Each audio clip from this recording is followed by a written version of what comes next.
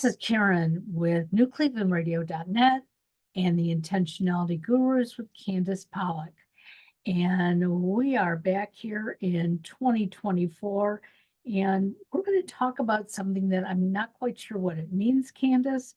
It says taking stock of open loops.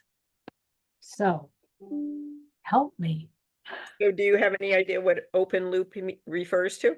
Well, in the craziness that we've all been going through recently, I think sometimes the open loop is like, oh, I don't have to do anything right now. Maybe I should fill it with something else. That's part of it. And the idea is we just have a lot of undone things. All right. Some of Right. them are necessary, some of them are just aspirational, but they're undone. And kind of like that blinking cursor, I always call it a blinking cursor in my brain that it hasn't quite connected, or I haven't been able to get something done, or they may all be pressing, but you can only do one thing at a time. And the science shows that it takes a real toll on our brain, and then in turn on our stress levels and so on. So think about a lot of things that you have to do. It took me forever. I had to go pick up some medication, but I had other things that I just didn't have time to make it over to the pharmacy to pick it up. It was just a simple little task, but my activities were dragging me to other directions, literally. I was going east rather than west or something. And they take a toll. I mean, they're occupying our brain. So there's all this stuff that's somewhere in our brain, not in an orderly way. So do you have any of those? Yeah, quite a few. In fact, one that kept me up late last night or woke me up in the middle of the night. So I have this app on my phone for the business checking account. It's the only account I want in that app. And I was trying to transfer some money to my son from it, and I was having a problem doing it. So I went to the bank last week, and they walked me through all this stuff, but they totally messed it up. They combined all my accounts in the app, and I don't want that. Um, you know, I hate apps to begin with because people can break into them. But anyways, I finally thought in the middle of the night, I've got to take care of this today, but I think I know how to fix it. And, you know, making myself almost sick over it because it's like it should be a simple task, but the bank just like messed it up. So, yeah, there's a little loop that I know I got to take care of it, but I'm not sure when it's going to happen. Yeah, and then where does it, in your daily thoughts and so on, how often does it show up or, come to mind? And recently it's very important to me because I'm doing different things through the business, and I use that app to identify, where I am, how the business is growing. And Mhm. so without it, I feel totally lost. And I feel like I'm spinning my wheels, but at the same time, it is fairly simple for me to fix, but I have to take the time to actually sit down and fix it. So that's exactly what we're talking about, open loops. So it's just something that's kind of playing in the background or foreground, depending on, the time of day and our energy level. The more tired we are, the more likely these things are all crowding to the forefront of our thoughts, saying, I need to do this. Oh, darn it, I need to do that, et cetera, et cetera. And, I have been using this app called Asana. It has nothing to do with yoga, because I just realized yesterday when I was talking to somebody, they said Asana, like what does yoga have to do with it? But it's a task management process, and it's really hard when you think we have 168 hours a week. Every human has 168 hours a week. Some of it is spent sleeping and eating and food prep and blah blah blah. But the point is, with all of these things that we're storing in our brain that are not necessarily in any priority order or even sense of maybe they don't need to be done until much later at Right. all. There's this thing called a someday list where you can just park them until the time comes when it makes sense to get into your 168 hour budget. But even with the sauna, it's hard for me to like, sometimes somebody hijacks your schedule, like we were just Yeah. talking about before we got on the air. So, how do you manage those for yourself? Or Well, do they manage you? a lot of the time they manage me. I mean, I Mhm. have my calendar and I know the things that I have to do on a certain day. And I'm even putting small tasks in there now, just so that, you know, they might be some days, but that means I can move it to tomorrow, and then tomorrow I can move it to the next day. Mhm. But I want to keep it in focus for me. But sometimes I'm finding that I see too many of those tasks, and I just feel like everything's got to get done right now. And that really depletes me. And I don't think I'm completing the tasks properly. Yeah, and if we keep adding to them, it's like a kite tail that gets longer and longer and longer, and it creates drag. So we might put that on the list so we don't forget it, but it's taking up psychic energy in essence, and draining us. And then I don't know about you, but sometimes I just feel like my that list is so long, I don't even want to go through it again. Right. I don't know why I bother keeping it on the list because I can't go through the list. It's just too overwhelming. So science is showing that, um, setting resolutions, that this topic is somewhat in the context of, resolutions. And now that we're through the first month, this is when most people realize, probably not going to do those, but they may still be occupying our brain. And while resolutions get a bad rap, the evidence, science evidence research shows that setting them is better than not setting something because at least it creates somewhat of a benchmark, but we need to recognize when they can contribute to that sense of overwhelm. It's just noticing the thing we're always talking about. Right. Well, one of the things I've noticed, especially, and this probably takes me back to the end of last fall. I had family trips coming up and I traveled, and expectations weren't quite what I expected, but then I realized, hey, it still worked out. But I kept putting so many things on the back burner because I kept telling myself, you know, I needed extra time, but I don't know what I needed that extra time for. And so right around the first of the year, I finally realized, you know, I need to sort of put these things in categories, even if it's in my own brain and not on paper. Um, if I need extra time, what do I need that extra time for? Do I need it just to be lazy? Okay, that's fine. Or do I need, to prepare for something? And I'm finding that I'm a little more um, mindful of what I'm doing. Uh, it's so different than I felt a couple of months back. And that difference has done what for you? Um, I don't get as upset with myself when something doesn't get done because, you know, like for instance, yesterday I had a number of things that I wanted to do personally. And I got up in the morning and, knew exactly what they were. But as the day went on, I just wanted to just absolutely do nothing. Um, and I was very mindful of the fact that it was okay, what I had planned to do wasn't urgent. It was personal. So now I'm making the choice personally to do nothing. And that's okay. But I never used to feel that way. I would have just like plowed through what I had on that, thought list, get it done. And then if there was time, I could be lazy. Yeah, and that characterization of lazy, it's an all or nothing, and we can be thinking about it in terms of warmer or cooler or hot or cold or whatever.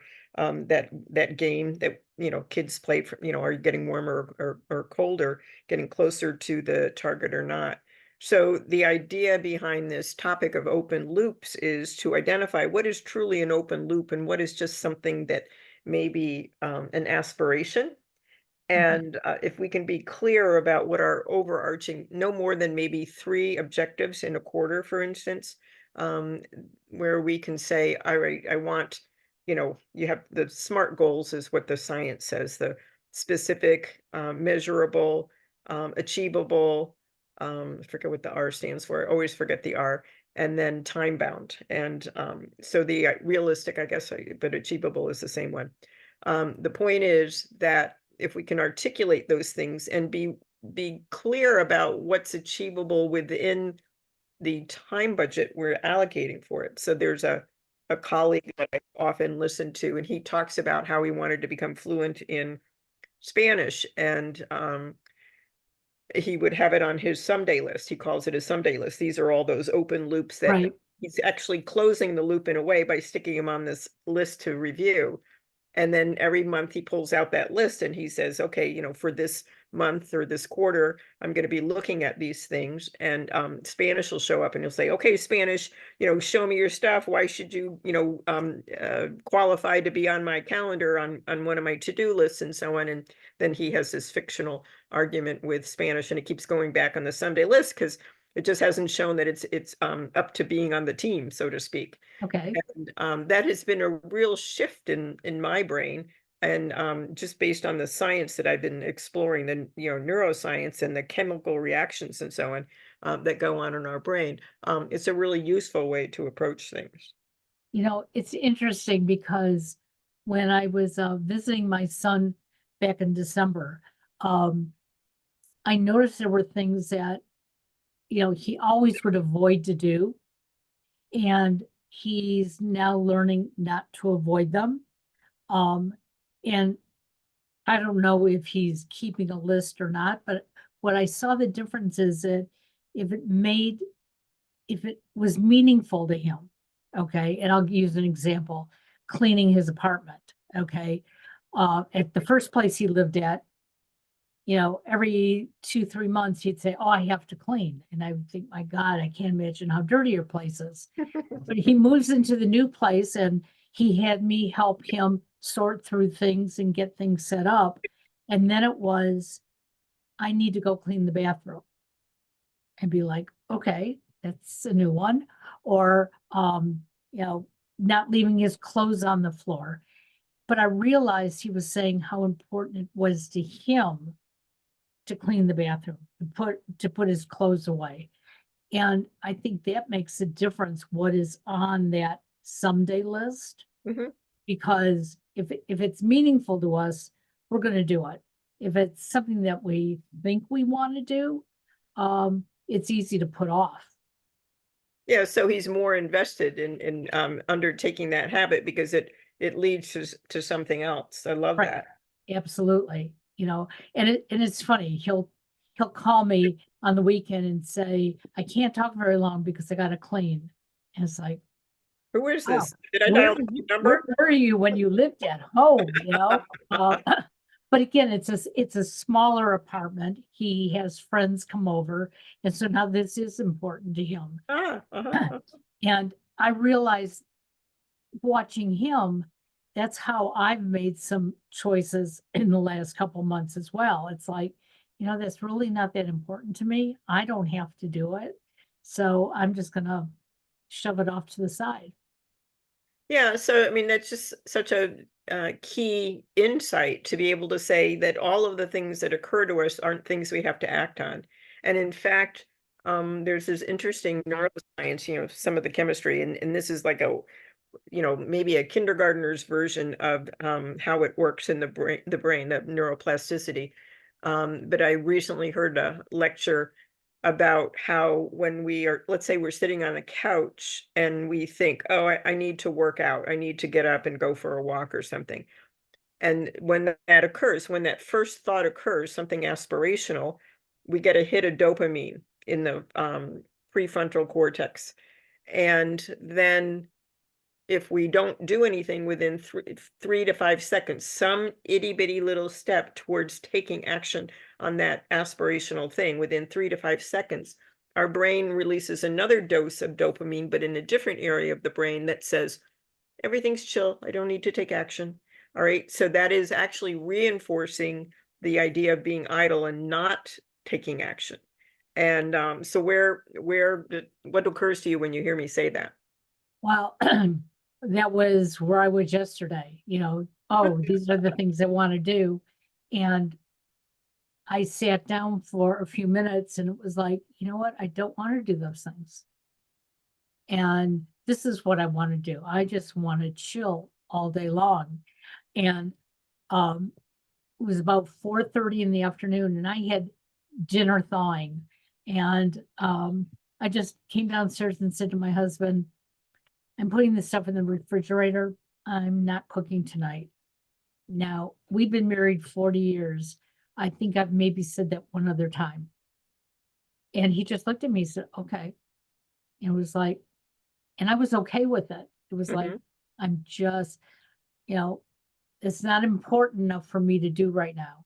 And it makes a difference because, again, this morning I got up and I knew there were certain things that I wanted to fulfill, and I've done it. And it doesn't feel so much like a chore. And maybe it's because I took that time to rest my brain, rest my body.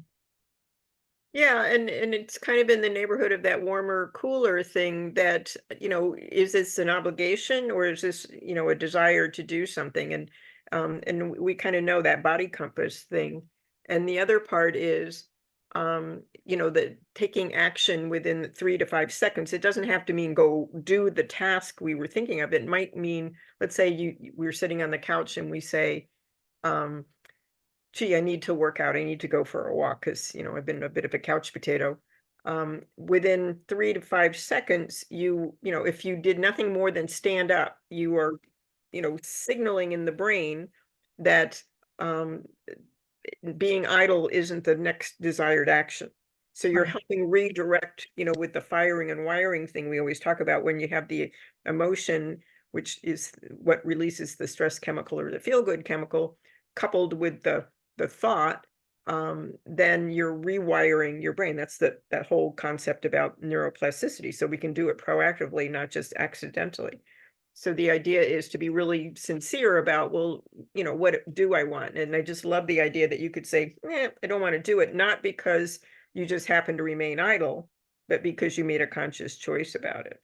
Exactly. And, as we've been going through these podcasts over the years, it's like every once in a while I will go back and listen to a specific one because I need to reinforce certain things. Mhm. I started feeling like, oh, I'm responsible for the world. Um, and, I'm not. Okay. The world twirls around me, whether I'm active or not. Yeah, so while you're at it with your responsibilities, could you do these two little things for me? Right. Exactly.